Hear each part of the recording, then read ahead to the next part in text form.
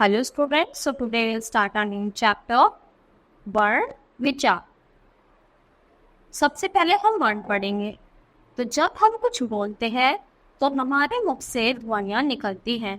जैसे गुलाब शब्द में ये ध्वनियाँ हैं। कैसे बना है गुलाब? तो गे, उ, ले, आ, बे, ए। तो इसको मिलाकर हमारा क्या बनता है? गु, ला, ब, गुलाब। तो देखो जैसे ही हम कुछ वर्ण बोलेंगे तो हमारे मुंह से देखो आवाज आ रही है, ध्वनि आ रही है। तो इन्हीं ध्वनियों को हम क्या बोलते हैं? इन्हीं ध्वनियों को मिलाकर हमारा शब्द बनता है। तो ध्वनियों को लिखने के लिए कुछ चिन्ह निर्धारित किए गए हैं। वे ध्वनि चिन्ह ही वर्ण कहलाते हैं। तो देखो जब भी हम कुछ बोलेंगे, वर्ण बोलेंगे, तो क्या होता है? ध्वनि निकलती है और उसी को हम वर्ण कहते हैं। तो ध्वनि के लिखे गए रूप को वर्ण कहते हैं। अब हम बोल रहे हैं तो आवाज आ रही है, ध्वनि आ रही है, पर जब हम उसको लिख देंगे तो वही रूप उसका वर्ण बन जाएगा। तो वर्ण भाषा की सबसे छोटी इकाई होती है, अतः इसके टुकड़े नहीं किए जा सकते। वर्ण को अक्षर भी कहते हैं। तो देखो वर्ण को क्या बोला जाता है? अक्षर। और ये सबसे छोटी इकाई है, तो इसके और ज्यादा टुकड़े यानी पार्ट्स इसके नहीं हो सकते। फिर वर्णमाला। तो किसी भाषा के सभी वर्ण जब एक साथ रखे जाते हैं तो वह समूह वर्णमाला कहलाता। देख हम क्या करेंगे, सारे वर्ण ऐसे लाइन वाइज लगाते हैं, तो उसी को क्या बोलते हैं? वर्णमाला। लेकिन वर्णमाला में वर्गों का एक निश्चित क्रम होता है। तो देखो क्रम जो होगा वो सही होना चाहिए, तो उसी को क्या बोलेंगे हम? वर्णमाला। अब उसमें हम चेंजेस नहीं कर सकते कि खा पहले लिखेंगे, का पहले। अगर पहले का है तो का ही आएगा, का के बाद खा, फिर गा, ऐसे। तो भाषा के सभी वर्णों के व्यवस्थित समूह को वर्णमाला कहते हैं। प्रत्येक भाषा की अपनी वर्णमाला होती है। हिंदी भाषा की भी वर्णमाला है। तो इस प्रकार देखो स्वर कितने होते हैं? 11। कौन कौन से? ए, आ, ई, ओ, औ, री, ए, ओ, औ। और व्यंजन होते हैं हमारे 33। तो क, ख से ले जाके साहा तक, जो ये लास्ट वाले हैं 4 हमारे संयुक्त व्यंजन होते हैं। आयोग में है आह और आ होता है। अन्य वर्ग जा, फा और ओ, जो हमने दूसरी भाषा से लिए गए हैं। अब हम पढ़ेंगे स्वर किसे कहते हैं। तो जिन वर्णों का उच्चारण करने में फेफड़ों में वायु बिना किसी रुकावट के मुख से बाहर आती है उन्हें स्वर कहते हैं। स्वरों का उच्चारण अन्य ध्वनियों की सहायता के बिना नहीं हो सकता। तो स्वर में क्या होगा? जो अन्य वर्ण है वो जरूरी है। स्वर के कितने भेद होते हैं? 2, ह्रस्व स्वर और दीर्घ स्वर। ह्रस्व स्वर क्या होता है? जिन स्वरों का उच्चारण करने में कम समय लगता है, यानी जो जल्दी से बोले जाए, उन्हीं को हम ह्रस्व स्वर कहते हैं। जैसे अ, ई, उ, री। और दीर्घ स्वर जिनमें दोगुना समय लगे। किनके? ह्रस्व स्वर से दोगुना समय लगता है, यानी ऊपर वालों से ज्यादा टाइम लगे। और इसमें कितने होते हैं? 7। तो आ, ई, उ, ए, ओ, औ। तो इनमें देखो टाइम ज्यादा लग रहा है। ए हमने जल्दी से बोल दिया, ये छोटी है तो ई, और ये ई, तो इनमें इनसे ज्यादा टाइम लगता है। मात्राएं। जब व्यंजन के बाद कोई स्वर आता है तो वह प्राय व्यंजन के साथ जुड़ जाता है, तब उसका स्वरूप बदल जाता है। स्वर के इस बदले हुए रूप को मात्रा कहते हैं। विभिन्न स्वरों की मात्राएं इस प्रकार है। तो देखो ए की हमारी कोई भी मात्रा नहीं होती। आ की होती है ऐसा करना। तो देखो का। ई की, छोटी ई की ये वाली मात्रा। बड़ी ई की जो सीधे हाथ पे लगे। छोटा ओ इधर को, बड़ा ओ इधर को। री की मात्रा होती है मात्रा, नीचे हम छोटा सा सी बना देते हैं। ए की मात्रा एक मात्रा, ए की मात्रा 2 मात्रा, और ओ में एक डंडा खींचकर तब एक मात्रा लगाएंगे, और ओ में डंडा खींचकर 2 मात्रा। तो ये बन जाएगा ओ। और ए में डायरेक्ट सिपाही। देखो के और को, कै और कौ। अब इनसे ये कुछ शब्द दिए गए हैं। कमल, काजल, किसान, कीर्ति, कुसुम, फूलन, कृपा, केसर, कैलाश, कोयल, कौरव। तो देखो ये सारे क्या है? इन मात्रा से बने गए कुछ शब्द हैं। रे पर ओ और औ की मात्राएं। अब देखेंगे हम जब रे पर ओ, छोटा ओ और बड़े ओ की मात्रा लगे, तो अगर हम रे में छोटा ओ जोड़ते हैं तो देखो ये वाला रो बनता है। कौन से वाला? ये वाला। और जब बड़ा ओ जोड़ेंगे तो ये वाला ओ जुड़ेगा। तो इन छोटे ओ से क्या उन्माद से बनेगा? रुचि, रुपया, रुस्तम, रुगन। और बड़े ओ से जरूर, रोखा, शुरू, रो, रोज।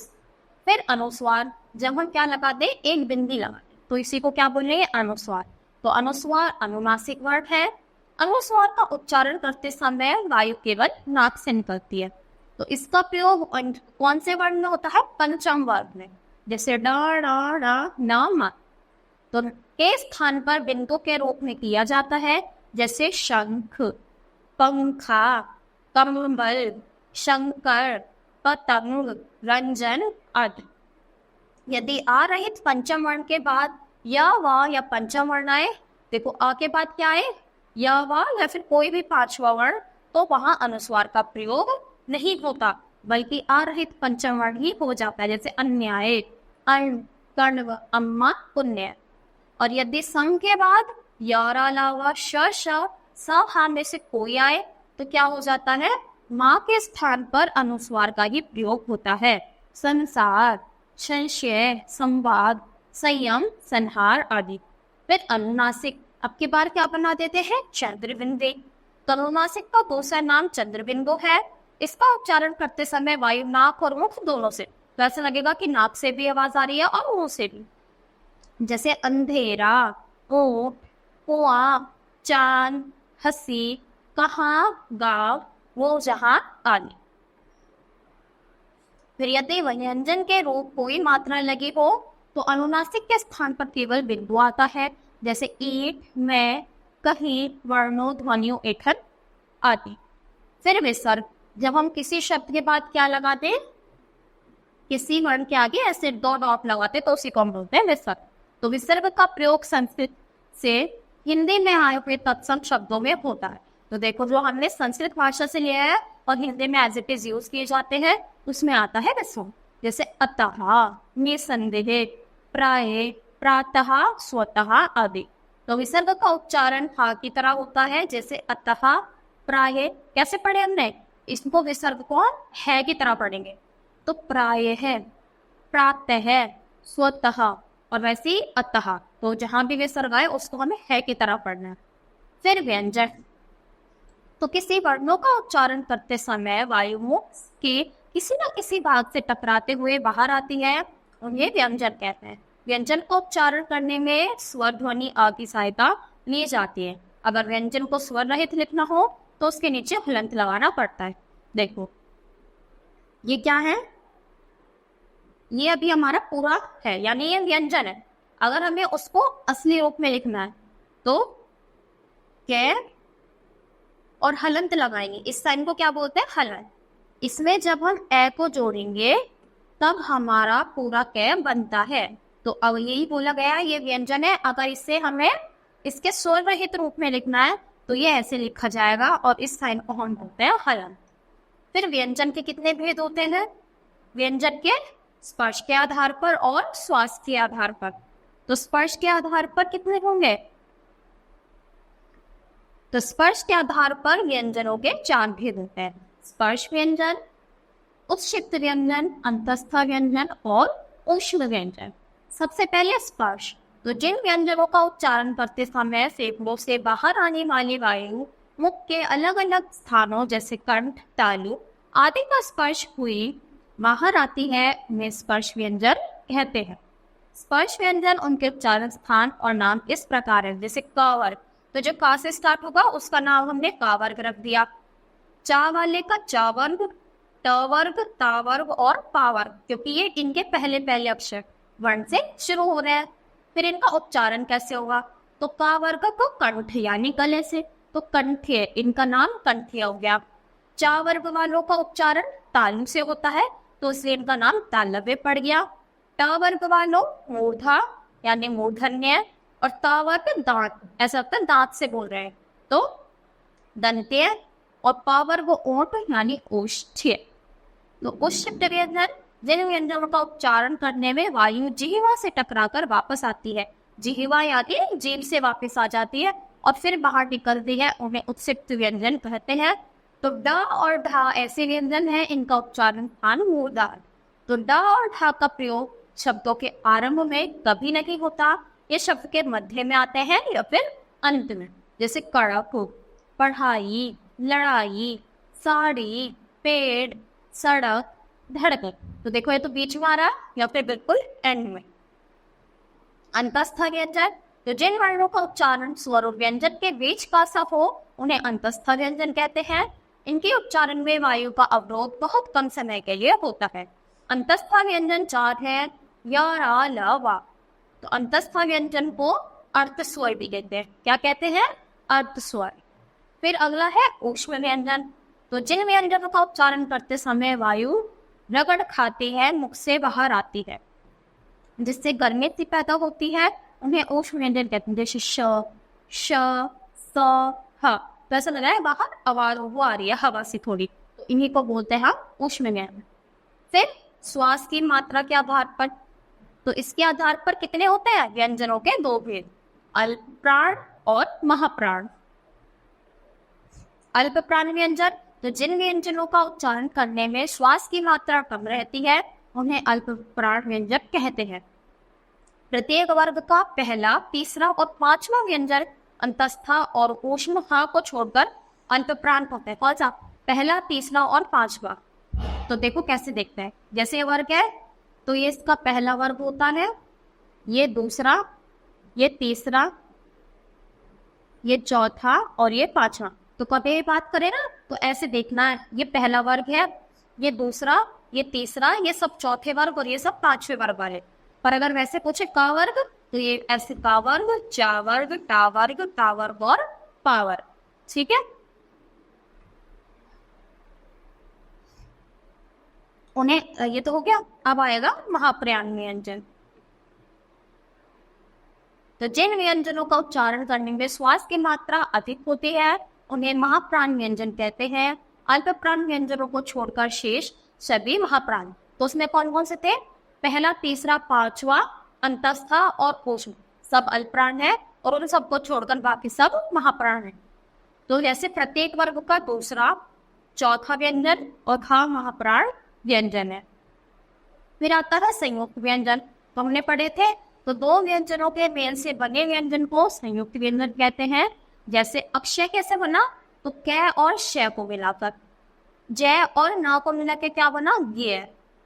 त्रय, तय और रे को मिलाकर बना श और रे को मिलाकर बना श्र। तो देखो इसमें आ जाएगा क्षत्रिय, नहीं इसमें आएगा कक्षा वाला, इसमें ज्ञान, इसमें त्रिशूल और इसमें श्रमिक। ये हिंदी के मानक संयुक्त व्यंजन है। इनके अतिरिक्त 2 व्यंजन के योग से अनेक संयुक्त व्यंजन बनते हैं। जैसे देखो असमान व्यंजनों के मेल से बने जो क्या है? असमान, यानी अलग अलग है।